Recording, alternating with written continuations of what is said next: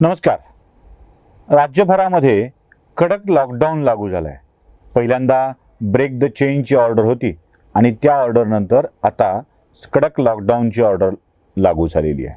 मुख्यमंत्र्यांनी लॉकडाऊन आहे आणि नाही असं सांगत बऱ्याचशा गोष्टींना सूट दिली आहे आणि बऱ्याचशा गोष्टी चालू ठेवलेल्या आहेत. लॉकडाऊनची आवश्यकता आहे का? तर चला, सरकारला सहकार्य करायचं असतं म्हणून आपण सांगूया की लॉकडाऊनची आवश्यकता आहे. लॉकडाऊन पाळला पाहिजे, लोकांनी सरकारचे आदेश पाळले पाहिजेत असं आपण तत्वतः गृहीत धरूया.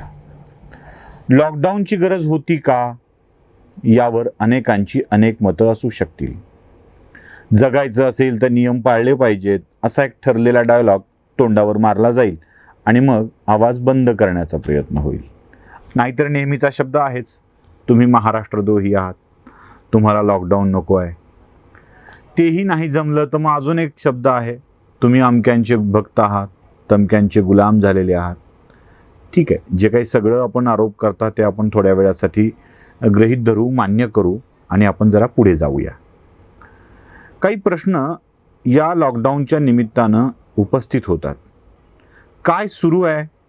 ट्रेन सुरू आहे, बस सुरू आहे, मेडिकल सुरू आहे, बँका सुरू आहेत. काय बंद आहे? निष्कारण फिरणं बंद आहे. अत्यावश्यक सेवा वगळता सगळी दुकानं बंद आहेत.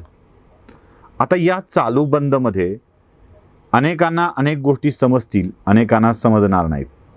पण आम्हाला ज्या समजलेल्या आहेत त्यातून काही प्रश्न निर्माण होत आहेत.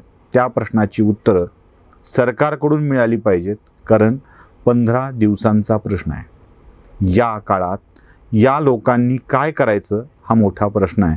म्हणूनच काही प्रश्न या निमित्तानं उपस्थित होत आहेत. काही स्थिती तुम्हाला सांगावीशी वाटते. काय ती परिस्थिती? माझ्या घराच्या बाजूला एक घर आहे, जिथं 2 वृद्ध गृहस्थ राहतात, दाम्पत्य आहे. त्यांचं एकमेकाची काळजी घेणारे ते दोघंच आहेत. बाकी सगळं कुटुंब विदेशामध्ये स्थिरावलेलं आहे. म्हणजे मुलगी विदेशात, मुलगा विदेशात. ती दोघंच एकमेकाची काळजी घेत असतात. शेजारी पाजारी त्यांना आवश्यक त्याप्रमाणे मदत करतात. त्यांच्याकडं कामाला एक बाई येते, जी बाई घरातली साफसफाई करते, स्वच्छता करते, धुणं धुते. दुसरी बाई येते, स्वयंपाक करते. तिसरा एक माणूस आहे ड्रायव्हर. त्यांना बँकेत जायचं असेल, हॉस्पिटलला जायचं असेल, आणखी कुठं जायचं असेल तर तो त्यांना त्यांच्या गाडीत फिरवून आणतो. आता या गृहस्थाच्या घरातल्या या 3 लोकांनी यायचं कसं हा मोठा प्रश्न आहे. कारण धुणी भांडी हा अत्यावश्यक सेवेतला प्रकार नाही आहे. बँकेत जाण्यासाठी ड्रायव्हरनं येणं हा अत्यावश्यक सेवेतला प्रकार नाही आहे. दवाखान्यात जाण्यासाठी ड्रायव्हरला येऊ देणं, म्हणजे आपल्या कुणाला तरी दवाखान्यात न्यायचं आहे म्हणून ड्रायव्हरनं लांबून यायचं, हे अत्यावश्यक सेवेमध्ये येत नाही. दवाखान्यात जाणं हे अत्यावश्यक सेवेमध्ये आहे, पण दवाखान्यात नेण्यासाठी ड्रायव्हरनं लांबून येणं हे अत्यावश्यक सेवेमध्ये येत नाही. आता या लोकांनी काय करायचं? त्या माणसांच्या घरामध्ये जर कामवाली बाई आलीच नाही तर त्यांची कामं कोण करणार आहे? या कामवाल्या बाईला वृद्धांच्या घरात कामाला आहे म्हणून जाण्याची वेगळी परवानगी मिळणार आहे का? यांची कामं कोण करणार आहे? प्रश्नाची उत्तरं मिळत नाही आहेत. लॉकडाऊनच्या काळामध्ये कसं बसं त्यांनी ॲडजस्ट केलं आणि ते हाल बघवण्यासारखे नव्हते. घराची अवस्था वाईट होती. तुम्ही म्हणाल एक घर असं आहे का? तर अशी अनेक घरं आहेत. म्हणजे अगदी या व्हिडिओच्या खाली कमेंट बॉक्समध्ये ज्या ज्या प्रतिक्रिया येतील त्यात माझी विनंती पण आहे की जर कोणी असंच ज्येष्ठ नागरिक असेल जे आपल्या सहकारीवरती विसंबून असतील, म्हणजे कुटुंबापेक्षा आपल्याकडे काम करणाऱ्या व्यक्तीवरती विसंबून असतील, त्यांनी पण आपल्या प्रतिक्रिया याच्यामध्ये द्याव्यात. ही माणसं येणार कशी? कारण मागच्या काळात त्यांची खूप हाल झालेलं बघितलं आहे. आजूबाजूच्या लोकांनी शक्य तेवढं सहकार्य करण्याचा प्रयत्न केला आहे, पण वाढत्या संक्रमणाच्या काळामध्ये आता त्यांनाही अशा लोकांचं सहकार्य घेणं जमणार आहे का? हा देखील मोठा प्रश्न आहे. बँकेत जायचा प्रश्न आहे, ड्रायव्हर नेईल का? त्यांना नेईल का? जर नेणार नाही तर हे जाऊ शकणार नाहीत. दवाखान्यात जायचा प्रश्न आहे, ड्रायव्हर येईल का? नेईल का? रोजचा स्वयंपाक, झाडलोट, धुणी भांडी, किती कामं आहेत. या कामासाठीची बाई त्यांच्या घरात येऊ शकेल का? तिला परवानगी आहे का? तशी असेल तर अशा किती लोकांना ती परवानगी मिळणार आहे? आणि मग संचारबंदीच्या बंधनाचं काय? काही काही गोष्टींची व्यवस्था ही अशी असते ना की ज्याला उत्तर देता येणं खूप कठीण असतं. आता काही शहरामध्ये शैक्षणिक संकुलं सुरू झालेली होती. म्हणजे अगदी काही महाविद्यालयांनी ऑनलाईन घेतली होती, काही जणांनी जवळच्या आसपासच्या वर्गामध्ये थोडं अंतर ठेवून शिकवायला सुरुवात केलेलं होतं. अभ्यासासाठी आलेली पोरं होती, MPSCच्या परीक्षेचा अभ्यास करणारी पोरं होती, ही महानगरामध्ये वास्तव्याला होती. आता घरी त्यांचा मायबाप पोटाचा चिमटा काढून पोरांना भाड्यानं इथं ठेवतात. मेसचे पैसे दिलेले असतात. कोणत्याही शहरातला मेसवाला ॲडव्हान्स पैसे घेतल्याशिवाय मेस सुरू करत नाही. या पोरांनी ॲडव्हान्सचे पैसे मेसवाल्याला देऊन ठेवलेली आहे. आता ऑर्डरवर जर खाणं मिळत असेल, जेवण मिळत असेल, तर ते मिळवण्यासाठी त्यांना वेगळे पैसे द्यावे लागतील. कोणताही मेसवाला त्यांना घरपोच सेवा देत नाही, पार्सल घेऊन जाण्याची सूचना करतो. आता त्यांच्या राहत्या घरापासून, रूमपासून, हॉस्टेलपासून, अजून कुठे जिथे राहत असतील तिथून डबा घेऊन जाण्यासाठी परवानगी मिळणार आहे का मेसचा? असं असतील तर एकेका शहरामध्ये हजारो मुलं राहिला आहेत. म्हणजे अगदी लातूरसारखं शैक्षणिक पॅटर्न असलेलं शहर गृहीत धरलं तर या शहरामध्ये किती हजार मुलं राहतात आणि जी मेसवर जेवत असतात याची जाणीव प्रत्येकालाच आहे. औरंगाबाद, पुणे, मुंबई या शहरामध्ये देखील शिक्षणासाठी राहणारी अशी लाखो मुलं आहेत ज्यांच्या मेसची व्यवस्था काय आहे? जाणं येणं करू शकणार आहेत?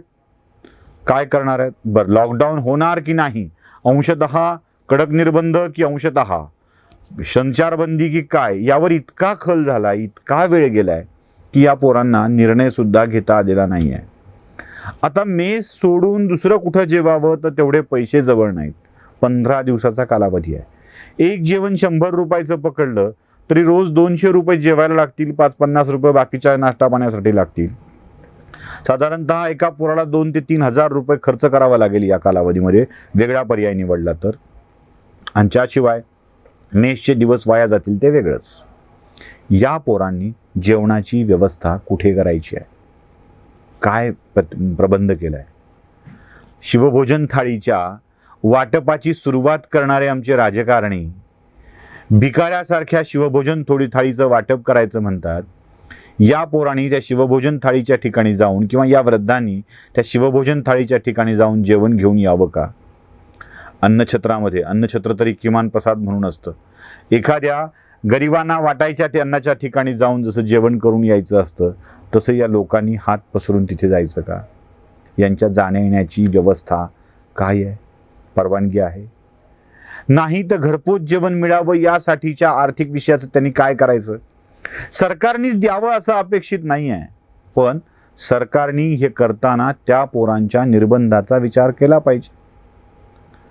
पोरं बाहेर पडतील तर पोलिसांच्या काठ्या खातील, पोरं घरी बसतील तर उपाशी पोटी झोपतील, अशी अवस्था आहे. या म्हाताऱ्या माणसांच्या घरी कामाला बाई नाही आली तर आजूबाजूला घाण पसरेल आणि स्वतः उठून काम करू शकणार नाही. बाई येईल तर पोलिसांच्या काठ्या खाईल, त्या बाईची पगार बंद, त्या बाईचं काम बंद, या बाईची स्वच्छता, साफसफाई सगळं बंद. अशा स्थितीत या लोकांनी काय करायचं? बँकांचे व्यवहार आहेत ते कसे करायचे? दवाखान्यातलं नियमित जाणं येणं आहे ते कसं करायचं? किती प्रश्न येतो. सोपं आहे खूप, नियमांचं पालन झालं पाहिजे असा दावा करणं, जगायचं असेल तर हे केलं पाहिजे असं म्हणणं. मीम्स तर खूप येत आहेत.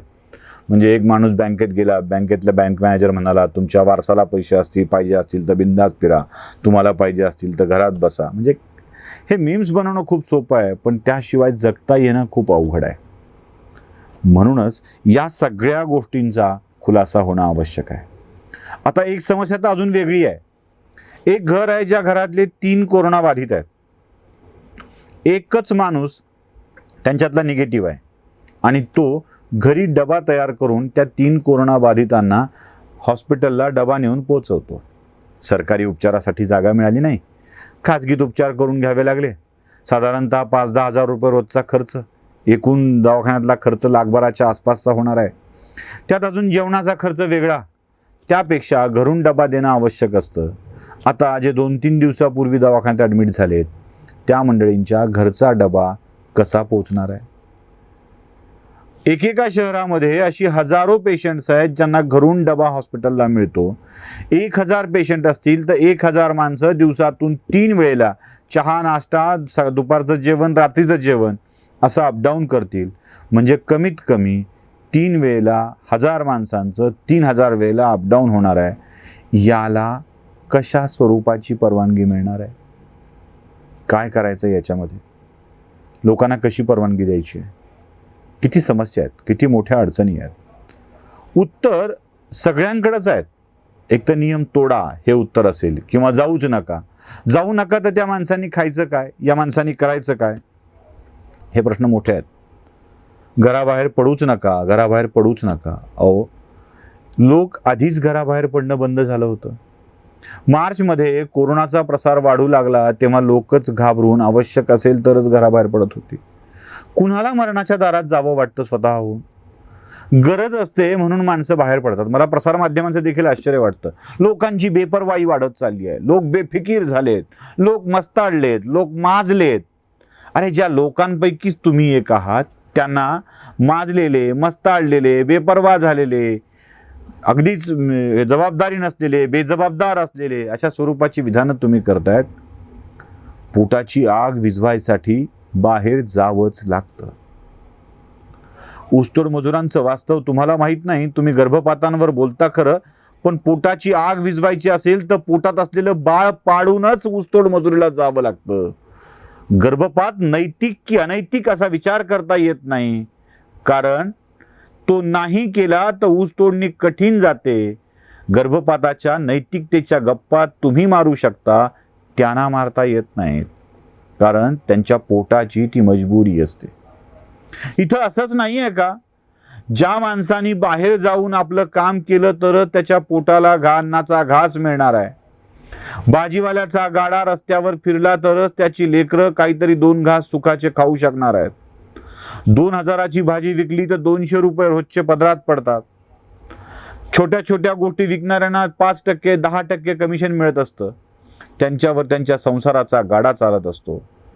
ही माणसं वगळता अन्य लोकांनी गरज नसताना घराबाहेर पडणंच बंद केलं होतं. रस्ते सुनसान दिसतच होते. तरीही अशा स्वरूपाचे कडक निर्बंध आणून संचारबंदी करून आता काय साध्य होणार आहे? जर खरंच कोरोना आटोक्यात येणार असेल ना, तर वर्षानुवर्षाचे लॉकडाऊन लावा. पण कोरोना आटोक्यात येणार नसेलच आणि ही संख्या अशीच राहणार असेल तर कोरोनाही वाढणार आहे, तोही जीव घेणार आहे आणि भूकबळीही आमचा जाणार आहे. अशा स्थितीत मायबाप सरकारने या सामान्य माणसांच्या प्रश्नाला, ज्यांनी सामान्य माणसाला बाहेर पडणं अपरिहार्य आहे किंवा काही लोक येणं अपरिहार्य आहे, अशा ठिकाणच्या विषयांना लक्षात घेणे आवश्यक आहे. मायबाप सरकार, जिल्ह्यातलं प्रशासन या बाबीचा गांभीर्यानं विचार करील एवढीच अपेक्षा ठेवतो आणि थांबतो आणि सोबत विनंती करतो की आपल्याला येणाऱ्या समस्या कमेंट बॉक्समध्ये नक्की टाका. राजकारण विरहित प्रतिक्रिया आपल्या असल्या पाहिजेत. या विषयावरती आपल्याला वाटणाऱ्या समस्या नक्कीच कळवा. त्या आम्ही प्रशासनापर्यंत कळवण्याचा प्रयत्न करू. नमस्कार.